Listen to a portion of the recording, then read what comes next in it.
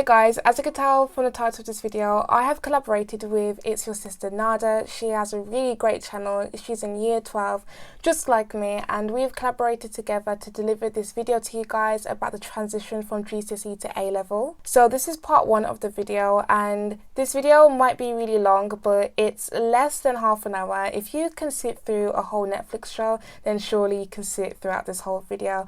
And in this video, we will be covering everything you need to know about year 12 and all the questions you have sent on Instagram. We have summarized it in this video and also part 2 that will be coming out too.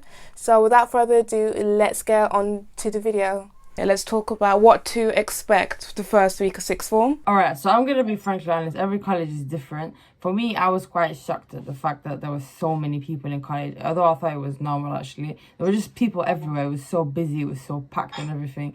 And then on top of that, I think when you start college, they do a lot of revision lessons. Like they kind of bridge the gap between GCSE and A-level for the first couple of sessions. And then they'll start building up. The topics start getting harder and harder. However, I'm going to be frankly honest, because the content is so much more heavier than GCSE, it's a lot harder. So sometimes you will feel like you're falling behind a little bit, but you will adjust the level of difficulty. It's not that bad. I don't know about you, but how do you start?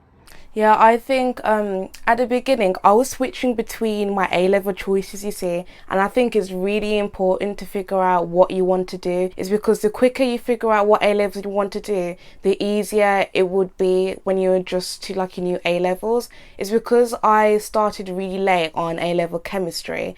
I had to go to a whole different school to do it, and I missed out on like the basic stuff, so that's why I struggled a little bit in chemistry. So I think that is really important to figure out what you want to do. Yeah, see, for me, what I did was I'd started off with 4 and I carried on and just dropped one. So basically I was completely fine, and then I just dropped one. So basically I just lowered my workload and carried on.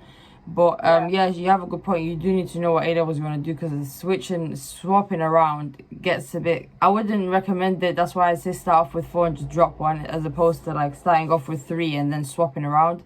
I think it gets a bit confusing and it's quite long. I don't know who gassed me thinking I could do 4 A-levels. It really is a long day, to be honest. So yeah, I dropped it to 3. Like currently I do biology, graphics and chemistry. Yeah, much more easier. The workload definitely does drop as well. Yeah, the workload is so much better when you do 3 A-levels, because I was thinking to myself, I could barely even hack 3 at the start of the year. I don't know if I was thinking I was going to do 4. 3 periods, because from GCSE you have full lessons every single day, and going to A-level you have so much free time to yourself. What do you think about that? I'm telling you, it's a blessing. I'm not joking to you. Like, I remember in high school, I'd get home at like 4:30 or something, because I used to do so much PE after school, because I did GCSE PE, so I used to do so much sports, clubs, tournaments and everything. And then obviously in high school they chuck mocks at you left, right and centre, and then you just like, you don't have time to revise for them. It was so frustrating. But like now I can revise whenever I want, and these frees, if you revise in all of your frees, I think that's more than enough, unless you really need more. If you just do your work in your frees, get it out of the way and go chill when you go home, it's a blessing. I'm telling you, I love these frees, they're so nice. Yeah, it definitely is. It's so much more easier. Me personally, I love to do any homework that I get. I love to do it during my free periods at school, because when I come home is for sleeping and doing what I want. But when I'm at school, I'm in that mindset like, let me just get my work done and out of the way. And the teachers are there as well, so if I needed help, I can just go to them. So I think that's absolutely great to use your free periods wisely. Social life in sixth form. Okay, see, like I said in the previous part, was the fact that every single college is different, so all the social life is going to be different, and what to expect. Like, the thing is, a lot of people overcomplicate making friends. It's really not that deep. Like, obviously on the first 2 weeks you might struggle a little bit, just because everyone themselves is adjusting. But if you put yourself out of your comfort zone and you go and speak to people, you go and say hi, you go and make an effort with the people in your class, you make your group chats and everything, you will make friends. Like, it's really not as difficult as you think. You've been to high school, you've been to primary school, we're all human beings, we socialize. Making friends is easier than you think. It's like, you just go and speak to people and say hi. People are not gonna like be rude or anything, and you be honest. Everyone's mature, yeah. Exactly, and it's like, even if someone doesn't like you, that's fine. There's so many people around, like, it's okay. And you don't need to be like the most popular person ever. If you have a group of real friends, that's what matters. Obviously for me, like, I'm literally friends with everyone and anything that breathes in front of me, but at the same time I do have my inner circle and I do have a group of loyal friends. But like, I like to socialize. Obviously if you're an introvert, like, do what suits you. You don't need to be making friends 24/7. And then be real with yourself, and also state your intentions at the start of the relationship or the friendship or whatever, and be honest with what you want. If you don't want to be close to someone, that's fine. Not everyone wants to do that. What do you think? I think it's really important to have a social life, is because some people think that now you started sixth form, you started A-levels, you've got all this work to do, and it's important to have a social life is because your life does not revolve around textbooks, as you said in one of your videos. And I would say it is generally easy to make friends in sixth form, I would say. And it depends, because some people, they might be going to a completely different sixth form. So like a sixth form that is not attached to the secondary school they went to. Yeah, I did. I went to a different sixth form that was not attached to my high school. My high school never had a college. So the college that I go to now is a sixth form, but it's not attached to my high school. My high school is completely like a different school. It was ridiculously overwhelming for me because there were just people everywhere and I didn't know where to start, where to make friends. I wasn't sure what to expect, so it was really overwhelming. And for some people, that is quite, like, it caused me a lot of anxiety to start college. But once you kind of put yourself out of your comfort zone and you get used to the atmosphere, you will actually like it. And it is about how you choose to adapt to it, and it's about your mindset. If you're going to be pessimistic and you're going to complain, then do that. But if you choose to adapt to it and enjoy yourself, college is how you make it, to be honest. Like me, you could be carrying on like with the like sixth form you went to that had the secondary school, if that makes any sense. And I just think, like it says, like, if you're introvert or extrovert, just do whatever that suits you, to be honest. And try not to like force like making friends. Just let it happen naturally. If it happens, then it happens. If it doesn't, then it doesn't. I think I was pretty chill at first, just because when I went into sixth form, literally all my friends and everyone I knew since year 7, they were still going to be there, so I was very comfortable. However, when I was switching around with my A-levels, I went from doing biology at my home school to doing biology at another school. And like, for anyone who doesn't know, my school is connected to 2 other schools. So we have a minibus that alternates between all 3 schools. So in the mornings, in the afternoon, so at lunchtime and after school, that's when the minibus alternates. And in my biology class, I was actually the only student from my class in there, and everyone else knew each other. So at first it was a bit daunting, but I got comfortable and it was really easy to make friends. So I honestly didn't mind that. So that's just something I thought I should say, is because all sixth forms are different. Like you said, your sixth form is like, it's like a huge campus, right? And I think my sixth form is a bit smaller, so yeah. What is the teaching style like at your school? So what we do in my school is the fact we have these things, we call them handouts. They're basically booklets which are like summarized content, and they basically teach us through the booklets. So for example, we'll be filling in pages, we'll be answering questions, there's just a booklet with information in it, and we kind of go through it in the lesson. That's how we learn. And to be honest, like for example, maths is just answering exam questions and logically like solving problems, whereas chemistry, there's a bit more content to it as well. We basically literally just go through your booklet. It's called a handout, and we answer questions in it, we fill blanks in it, we go through it, teachers explain concepts to us, and we answer exam questions. That's most of our lessons. And there's just like, if you don't understand something, we'll go through it. It's obviously I don't do very content heavy subjects like chemistry. For me, because I learned through logic, I kind of learned through answering exam questions. A lot of them in the booklet, we answer them in lessons, and there's like student activities and things like that we're supposed to do in the lesson.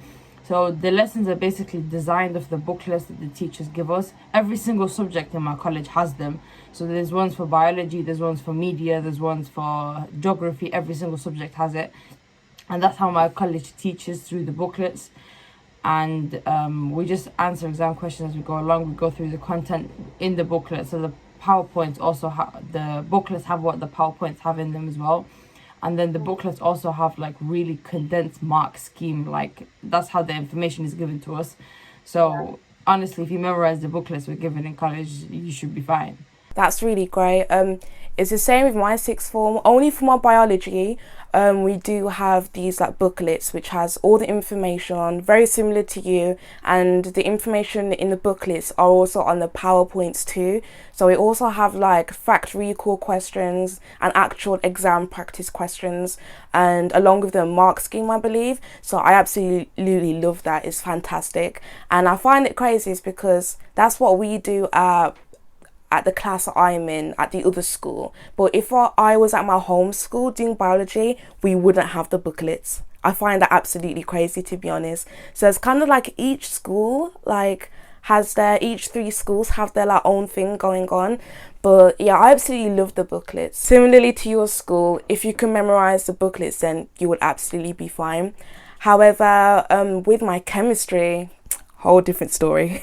So we don't have booklets for chemistry at all, and like I said, because I was switching around with my A-levels, I joined the chemistry class a bit late. So like the basic stuff in chemistry, like stuff you'd already know from GCSE, and other like new A-level content, I missed out on. So I did struggle a little bit, and because it was a different school too, I really struggled to adapt to the teaching style. It's because everyone else in my class, they know the teacher very well, like they had her for GCSE, so I think they're pretty used to it, but I struggled a lot.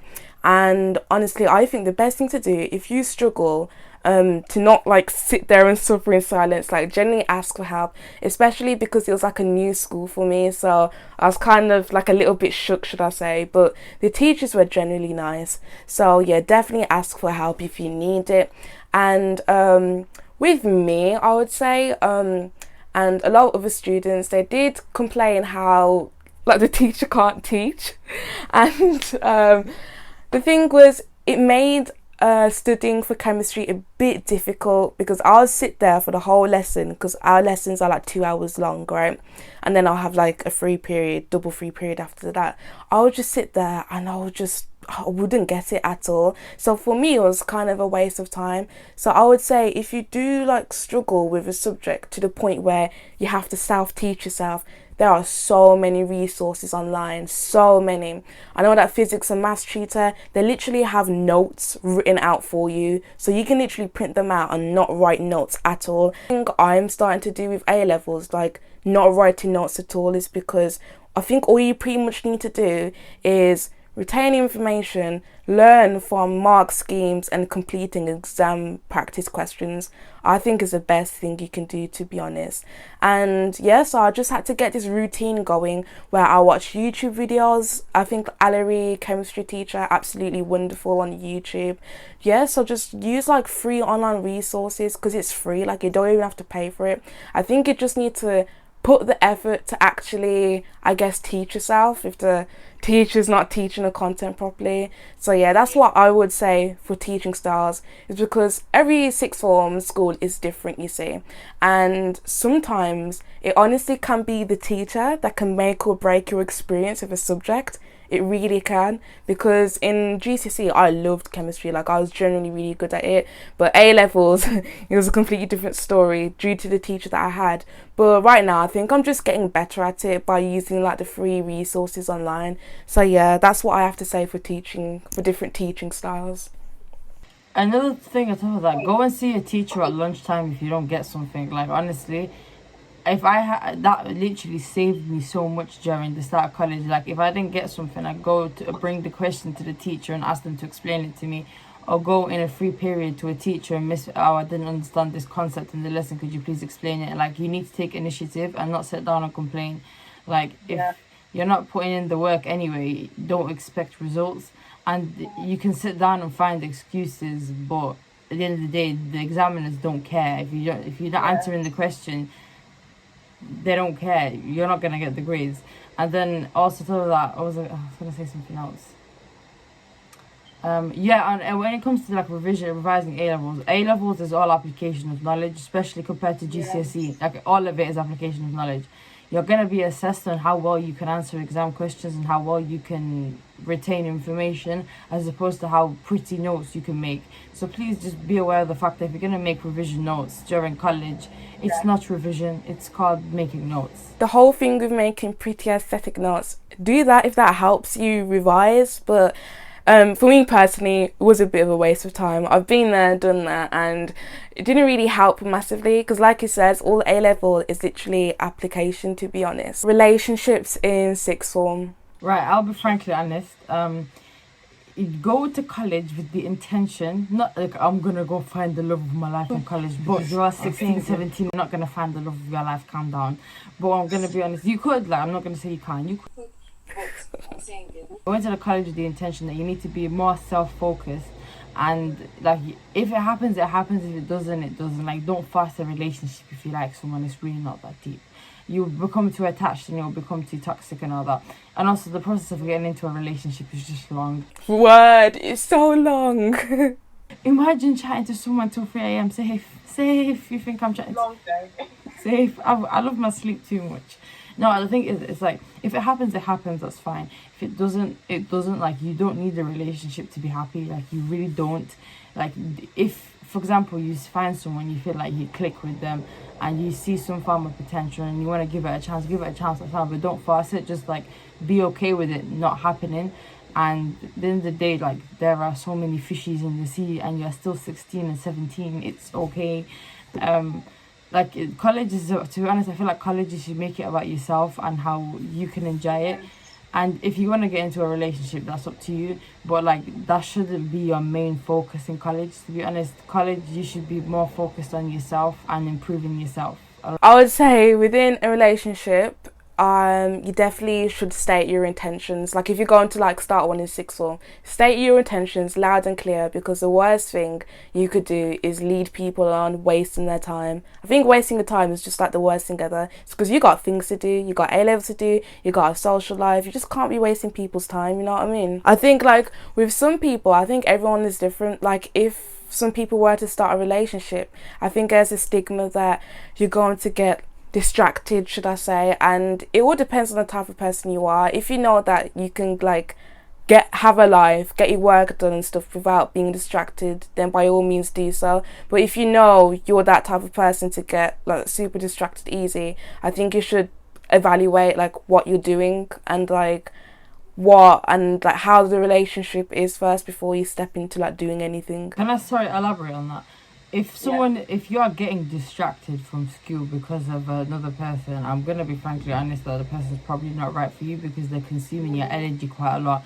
So if the person was adding some form of value to your life, you wouldn't be getting distracted, and you're probably getting distracted because they're draining your energy, and it's not a good thing, which means they're probably not right for you. Relationships shouldn't be causing you stress, and if they are, you should reevaluate that relationship. This is where it goes for like romantic relationships or even friendships.